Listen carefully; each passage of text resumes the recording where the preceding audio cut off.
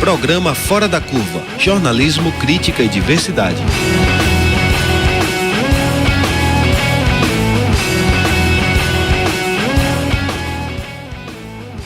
Olá, muito bom dia para você que nos escuta aqui na Rádio Universitária. Hoje é sexta-feira, 25 de agosto, e está no ar mais uma edição do programa Fora da Curva, o programa que fala o que a maioria cala. Meu nome é Bruno Nogueira e eu sou professor nos cursos de comunicação da Universidade Federal de Pernambuco.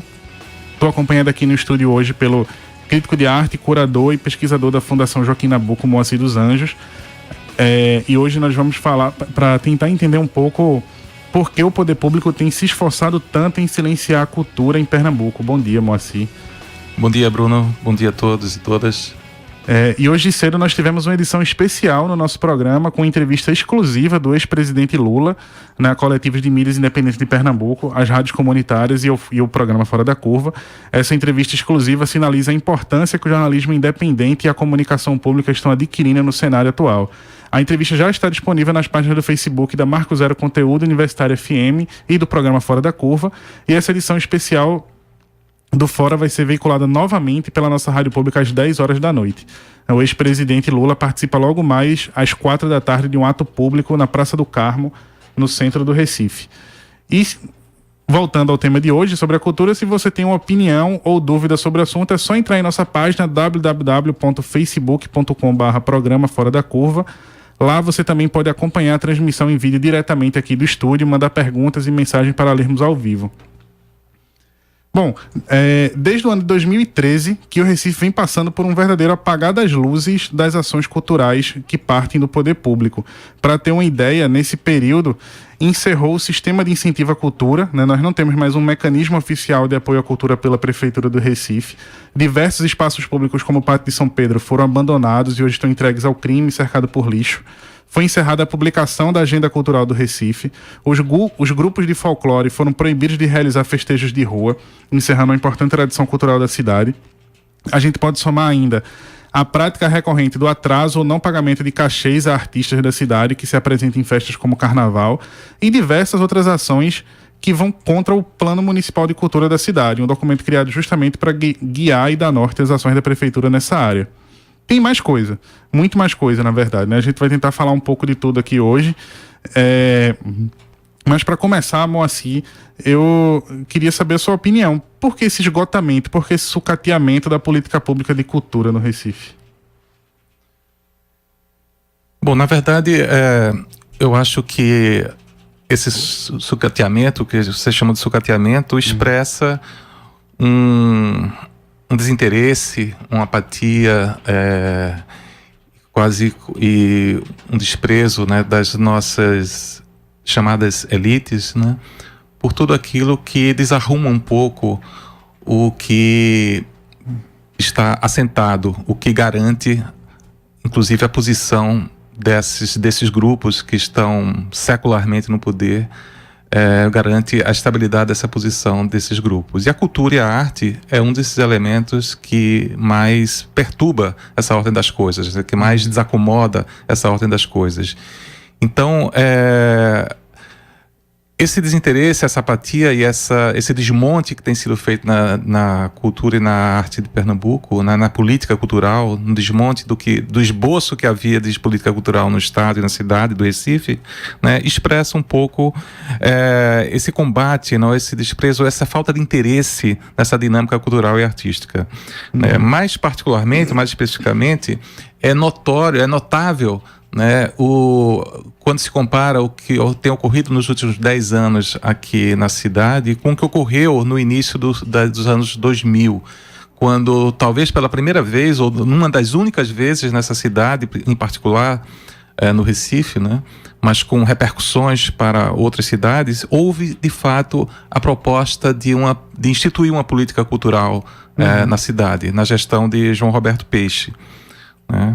Quando você existia a vontade, não só a vontade, né, a abertura para o direito constitucional de escuta da população para a formulação de uma política cultural na cidade, né, onde havia espaços de escuta e discussão sobre prioridades, instituição de prioridades, né, culturais e artísticas na cidade, mas houve também, o governo, no caso a prefeitura, não fugiu a responsabilidade de ela própria formular uma política cultural, de instituir ações constitutivas de uma teia cultural na cidade, tanto no plano dos equipamentos, do investimento em equipamentos, claro, com muita dificuldade, ainda muita coisas a serem feitas, mas principalmente na instituição de valores, né? na afirmação clara de que a arte e a cultura são sim fundamentais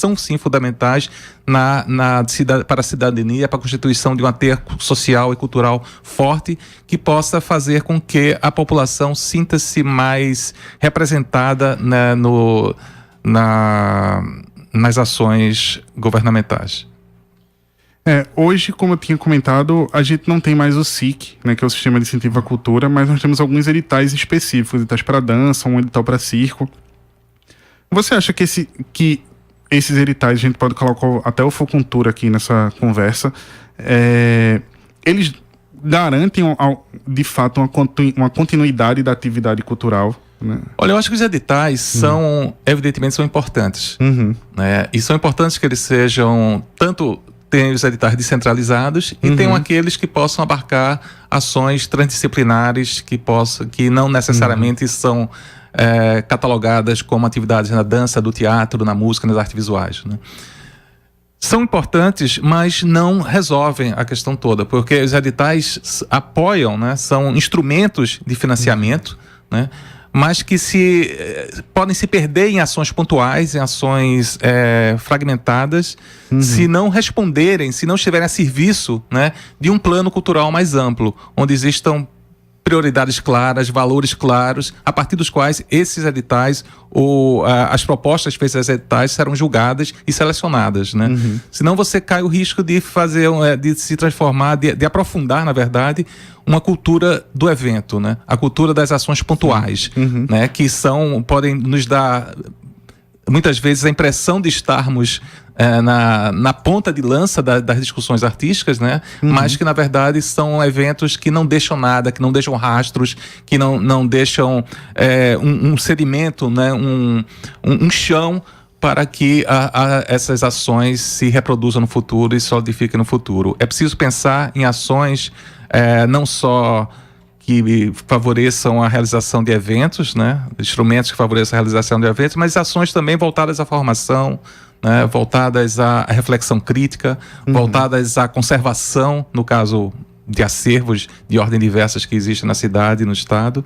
Enfim, eu acho que, para responder a sua pergunta, eu acho que são sim importantes os editais, mas não serão jamais suficientes para pensarmos na política cultural. E, na verdade, é uma forma do Estado e da Prefeitura se isentarem, né, da responsabilidade de assumirem, né, o papel de formuladores de uma política cultural para a cidade e para o Estado.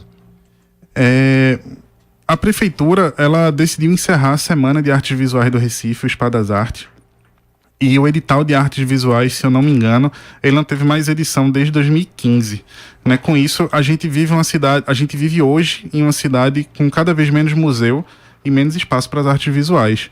Eu queria saber de você por que esse desinteresse, esse abandono repetindo dessa área em específica, né? E para quem tem interesse em trabalhar em artes visuais, o artista visual hoje no Recife, qual é a perspectiva dele? As perspectivas são as piores possíveis. Eu acho que, historicamente, sempre houve um descompasso entre a importância que as artes visuais historicamente tiveram no Estado, desde o século XIX, no começo do século XX, no modernismo, e depois naquilo que se denominou muitas vezes de uma forma errônea ou preconceituosa de arte regionalista, mas também a partir dos anos 90, né, com a projeção que diversos artistas e grupos artísticos nas artes visuais do Recife, de Pernambuco, tiveram nacionalmente e até internacionalmente, e que continuam possuindo hoje. Houve um descompasso entre essa importância e a capacidade institucional de abrigar essa produção, de projetar essa produção, de conservar, de colecionar essa produção, de fazer ela ser vista pelos próprios habitantes, né, do lugar onde ela é produzida. Isso nos anos 2000, como foi dito, houve um determinado momento em que as instituições ensaiaram, né, um movimento de diminuir esse descompasso entre a qualidade da produção e a falta de qualidade das instituições, né?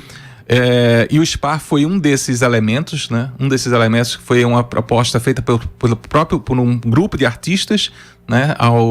A Prefeitura do Recife, foi encampada pela Prefeitura como uma forma, principalmente, de colocar em contato, a partir do Recife, né? Colocar em contato artistas do Brasil em todo, fazendo uma diversidade enorme de ações artísticas, né? Desde performances a exposições mais tradicionais, a encontros críticos, a publicações, etc., que fez com que o Recife se constituísse um dos pontos nodais dessa rede de contatos entre artistas brasileiros naquele momento, né? Só que isso, durante vários anos, foi importante, perdurou e se consolidou como um evento importante, mas a própria dinâmica do sistema da arte brasileira e do acesso às novas tecnologias de comunicação, né, fez com que esse elemento de comunicação, de colocar os artistas em contato, não fosse mais tão importante ou tão fundamental quanto havia sido no início. Então, e faltou por isso imaginação política aos gestores do Recife, né? Isso já no final dos anos 2000, no começo dos anos 2010, para atualizar este evento, para fazer com que esse evento pudesse ser uma outra coisa, respondesse a novas dinâmicas, a novas demandas que estavam então em curso. Então, o SPAR passou por um momento quase melancólico, sem apoio nenhum da Prefeitura quase, mantendo-se às custas da vontade e do desejo de poucas pessoas que realmente engajadas com aquilo, e passou um ano que não existiu, se não me engano, 2012, 2013 voltou de uma forma ainda mais melancólica, como quase anunciando o total esgotamento, o total desinteresse da Prefeitura do Recife em manter aquilo, quase como uma prestação de contas formal à comunidade artística, né? Mas que evidenciando, na verdade, a completa incapacidade ou o completo desinteresse, né, da Prefeitura do Recife em formular uma política para as artes visuais do Recife. Isso perdura até hoje. É lamentável o estado de conservação do Museu de Arte Moderna Aloysio Magalhães, o Mamã, né, que tem um acervo riquíssimo, tem uma história rica e que está hoje quase vivendo numa política de inanição, né, graças a poucos abnegados que mantêm aquilo rodando e graças a projetos que vêm de fora, né, e que terminam financiando a própria prefeitura na manutenção daquela casa, né, daquele museu. E, inclusive, é um alerta que eu sempre faço, e eu acho nunca é demais repetir, que o estado físico, né, de conservação do prédio e dos prédios vizinhos, né, estão sempre pondo em risco o acervo do museu, que é um acervo riquíssimo, com obras de Vicente Rego Monteiro, com obras de João Câmara, com obras de Samico, com obras de uma infinidade de outros artistas que estão, sim, em risco constante em função das condições elétricas, das condições prediais, né, daquele museu. A gente corre um risco de perder esse acervo por conta dessas condições? Eu acho que é um acervo em risco material. É um acervo que está sempre, pelas condições de armazenamento e pelas condições prediais, e pelas condições frágeis, em termos de arquitetura, em termos de sistema elétrico, em termos da vizinhança que é degradada e que a prefeitura também não comparece no seu sentido fiscalizadora, né, dos prédios abandonados que existem ao lado do museu. Né? Eu diria que sim, estão em risco potencial. E é bom fazer esse alerta sempre, repetir esse alerta, porque a responsabilidade do poder público, a responsabilidade, no caso da prefeitura da cidade, zelar por esse acervo. Um assunto que é sempre polêmico e recorrente quando a gente toca nesse assunto é de respeito ao pagamento do cachê dos artistas, né? Um artista ele pode esperar de 6 meses a até mais de 1 ano para ser pago por uma apresentação, por um trabalho feito agendado pela prefeitura ou pelo governo do estado. E isso traz diversas consequências, né? Como um superfaturamento, por exemplo. O artista ele acaba cobrando um pouco mais caro já para suprir esse atraso que ele sabe que vai acontecer. Durante essa semana, encontramos vários artistas de diferentes áreas da música, da dança, das artes visuais, que se encontram nessa situação, mas que preferem não se manifestar com receio de serem excluídos de programações futuras. E aí eu queria saber de você o seguinte: você acha que falta um engajamento político da classe artística no Recife hoje? Eu acho que falta o estabelecimento de regras mais republicanas no estabelecimento dessas relações entre poder público e artistas. Eu acho que os artistas que se sentem logrados ou tendo suas regras contratuais cumpridas, devem sim ter um direito de falar, tem um direito de reclamar, tem um direito de cobrar do setor público o cumprimento do que foi estabelecido contratualmente, né? E se existe um receio de alguns artistas em fazer essas denúncias, essas cobranças, é justamente porque esse receio também é um receio de serem retaliados, né? E isso só diz da falta de critérios, como eu disse, republicanos, claros, que independam das relações de pessoalidade entre os artistas e os formuladores de políticas públicas, para que esses artistas sejam ou não incluídos em eventuais grades de eventos, de exposições, de shows, etc. A gente acabou de receber aqui, quem acabou de chegar foi Simone Figueiredo. Bom dia, Simone. Bom dia, ouvintes da Rádio Universitária. Um prazer estar aqui com vocês. Simone, você está envolvida também na virada cultural do Teatro do Parque, Sim. que acontece amanhã, né? O Teatro do Parque é um dos principais símbolos desse abandono que a gente está conversando aqui, né? Ele fez 102 anos ontem. Foi ontem, dia 24. Né? Teve sua reforma interrompida, está fechado há 7 anos. Né? Você podia falar um pouco para a gente dessa trajetória do teatro?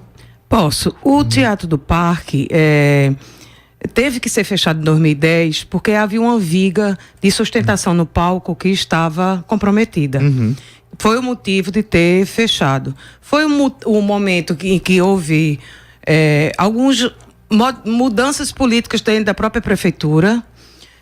Eu assumi a Secretaria de Cultura em abril de 2012 e fiquei 8 meses até dezembro de 2012. E nesse ínter eu tentei entender todo o processo que tinha sido feito até então pela Fundação de Cultura Cidade do Recife, porque o equipamento pertence à Fundação de Cultura. E vi que era uma questão mais de seriedade com o patrimônio público, certo? Porque se você fecha, você tem que ter planejamento e dinheiro em caixa garantido para poder fechar. E não foi o que aconteceu. Faltando 8 meses para terminar uma gestão que tinha perdido as eleições, o que foi que eu tentei fazer? Tornei o Teatro Parque um IEP, que é um imóvel especial de preservação, corri junto a todos os órgãos que analisam esse processo. Então, ele tem um tombo em nível municipal.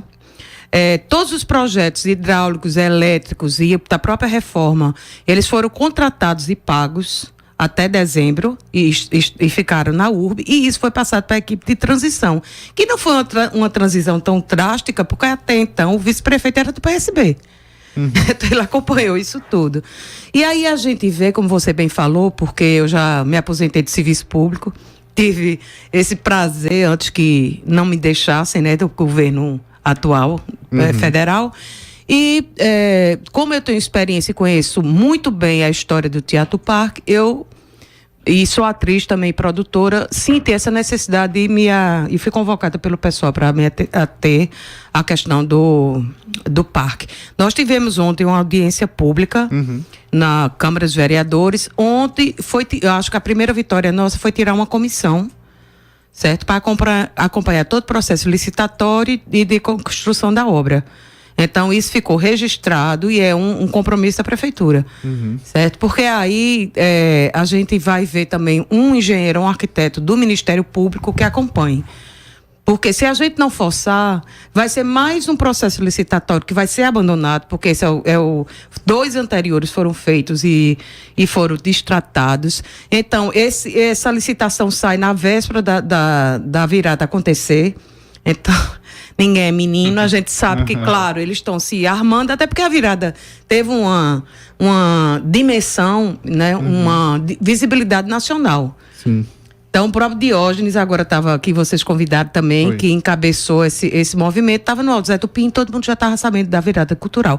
Então, a cidade está se apropriando, né? O país, a gente teve a adesão de vários artistas de visibilidade, o que reforçou e ampliou o movimento, porque esse problema de descaso com a cultura ou com os equipamentos públicos, eles vêm acontecendo há um certo tempo. E eu creio, Moacir sabe que a partir desse governo Temer, a cultura foi a primeira coisa a ser escanteada, né? Você veja que quantos ministros da cultura nós tivemos num período de um ano, né? Então, isso é o retrato de... Eu creio também que sempre que há alguma mudança trágica, a primeira coisa que fazem é acabar com a cultura, né? Então, esse governo da Prefeitura Municipal do Recife, ele não continuou o diálogo que já existia, o Conselho Municipal de Cultura, que é um espaço, vocês estavam falando de cachê, onde poderia haver uma reivindicação através de uma representação, existia um diálogo permanente com o Conselho Municipal de Cultura. Ele não está funcionando há 5 anos, desde que essa gestão do PSB assumiu. Não existe diálogo com a sociedade civil, com a classe artística. Se tem dificuldade em marcar uma audiência com a secretária de Cultura, que é atriz, e é casada com a Hermílio Borba Filho, é uma contradição. Uma pessoa que é atriz está assumindo um cargo e, na hora dessa, não está à frente, por exemplo, do Teatro Parque. E aí, não é só o Teatro Parque. O Santa Isabel também, com patrimônio, está tombado. Ele está abandonado. Eu digo isso porque eu fui diretora do Santa Isabel e sei o trabalho que foi feito. E outros equipamentos também. Então, o Teatro Parque é um grito da classe artística que não suporta mais tanta indiferença e tanta falta de compromisso com as políticas públicas da cidade.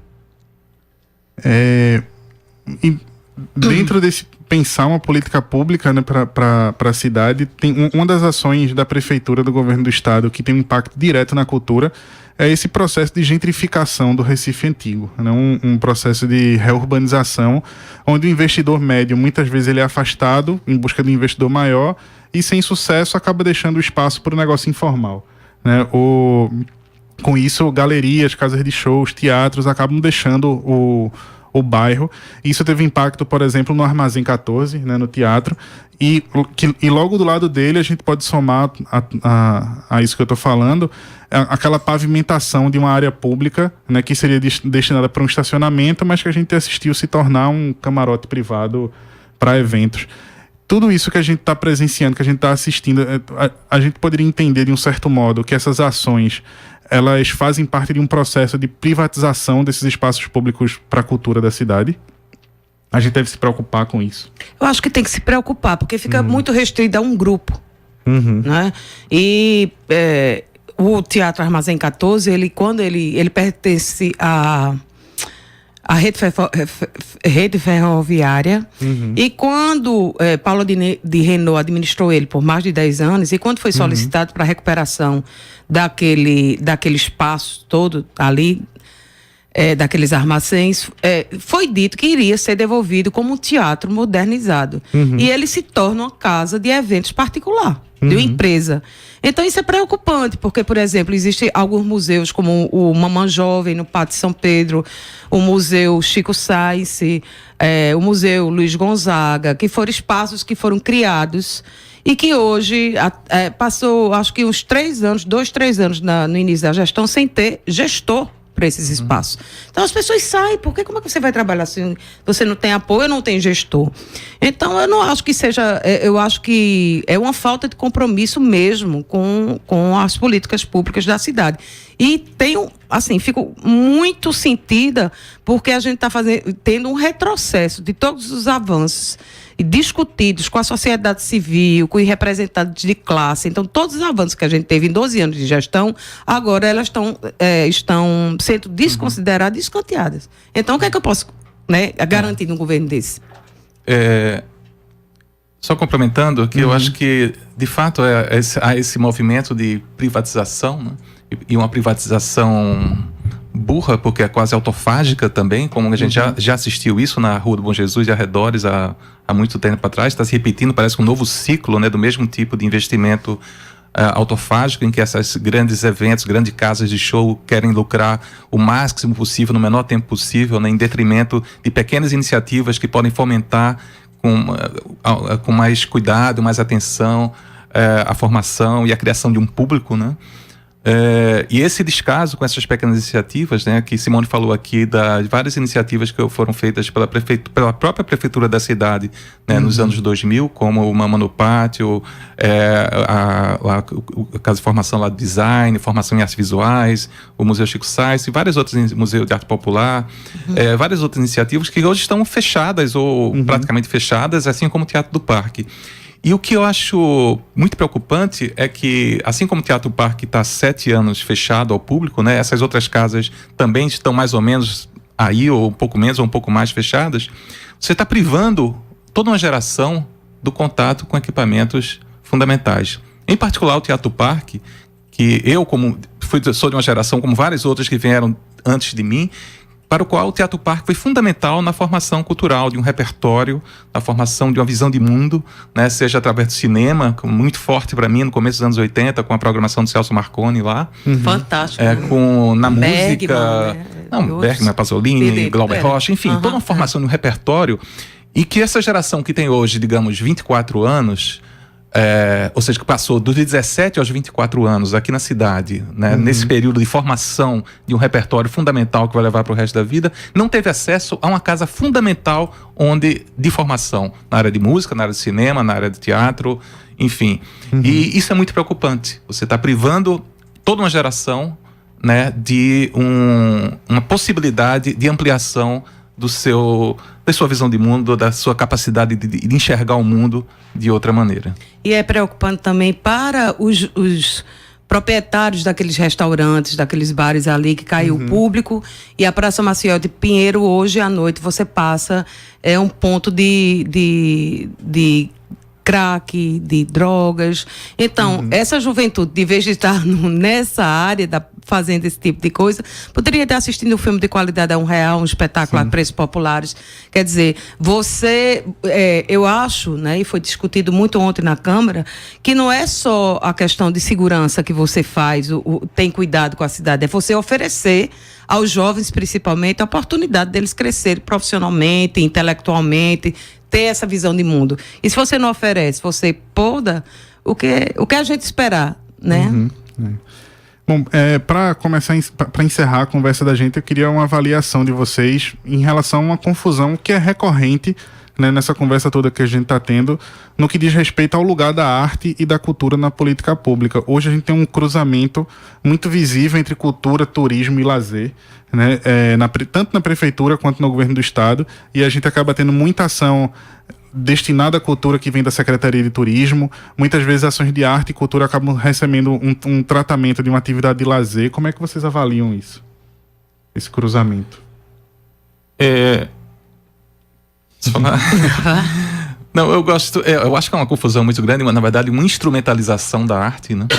Muitas vezes tanto pelas secretarias, pelas instâncias do turismo e até pelas instâncias da cultura, né? Eu gosto sempre de lembrar essa distinção básica, às vezes esquemática, mas que eu acho muito útil, entre distinção entre cultura e arte, que é feita pelo Godard, né? O cineasta francês. Que ele fala que cultura é tudo aquilo que é do âmbito da norma, da regra. Ou seja, é aquele conjunto de coisas, de pensamentos, de instituições que nos ajudam a ter um norte, que são partilhadas por nós, são consensuadas, né? E arte é tudo aquilo que é do âmbito da transgressão, da transgressão da norma, né? Da exceção. A arte é aquilo que perturba um determinado estado de coisas. Então, eu acho que muitas vezes essa política, essa confusão termina calando, termina silenciando esse poder transgressor da arte, esse poder disruptor da arte. É preciso ter muito claro essa distinção, que a arte é, ao contrário do que a gente chama de cultura, da tradição, que é aquilo que está sentado, que é fundamental, que é importante, é crucial para vivermos, né? Mas a arte é de outra ordem. O gesto artístico, o ato artístico é da ordem da perturbação, é da ordem da transgressão, é da ordem da reinvenção, inclusive, da cultura, da ampliação da cultura, da redefinição da cultura, inclusive em termos mais inclusivos, trazendo para esse campo partilhado coisas que não faziam parte antes. Populações, questões, né, temas que antes eram considerados tabus ou considerados à margem e podem ser, através da arte, incorporados na discussão do comum, na discussão do comum da sociedade. E eu acho que o Moacir falou muito bem, né? E eu só queria reforçar essa mistura, talvez porque entre arte e cultura, porque muitas vezes a maioria das pessoas que ocupam esses cargos públicos, elas não têm conhecimento da área. Elas ocupam porque têm comprometimento político, né? Fez campanha. Muito dificilmente você vê um gestor que tem um compromisso de estar indo a exposições, vendo espetáculos, discutindo, ampliando sua visão de políticas públicas.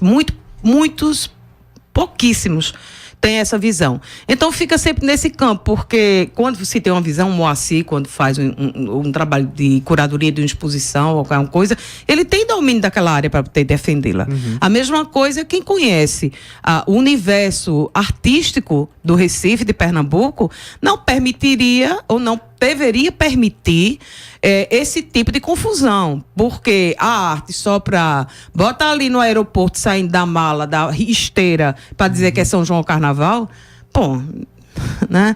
Isso não é cultura. Aliás, isso é cultura, isso não é arte. Cultura do movimento ali que está se divulgando, tentando passar para o turista. E a gente vê também que alguns equipamentos que seriam úteis para o turismo, eles não são utilizados, tipo Padre São Pedro não tem mais ciranda, não tem mais nada. O que é que você tem? E é um polo para turista, né? Então é difícil. Gente, infelizmente o nosso tempo já encerrou, né? Queria agradecer a presença de Moacir e de Simone hoje aqui, obrigado. Queria lembrar ao nosso ouvinte que na página do Fora da Curva você encontra a programação completa da virada cultural do Teatro do Parque, que acontece amanhã, reforçando desde já o convite para todo mundo que está nos ouvindo, né? O endereço é www.facebook.com/programa Fora da Curva. Hoje no programa a gente teve participação de Milena Oliveira, Demara e Mirela Lima na equipe de redes sociais, produção e locução de Bruno Nogueira e trabalho técnicos de Chico Rocha. Eu volto na próxima sexta-feira, onde a gente vai conversar um pouco sobre essas mudanças que estão acontecendo no sistema de financiamento das campanhas eleitorais no Brasil. Mas o Fora da Curva segue na segunda-feira com a Adriana Santana. Lembrando você que a gente tem uma reprise todo dia às 10 horas da noite. Hoje, especialmente, a nossa reprise vai ser a nossa entrevista exclusiva que a gente conseguiu fazer com Lula. E até lá, uma boa tarde e um bom fim de semana para todos e para todas.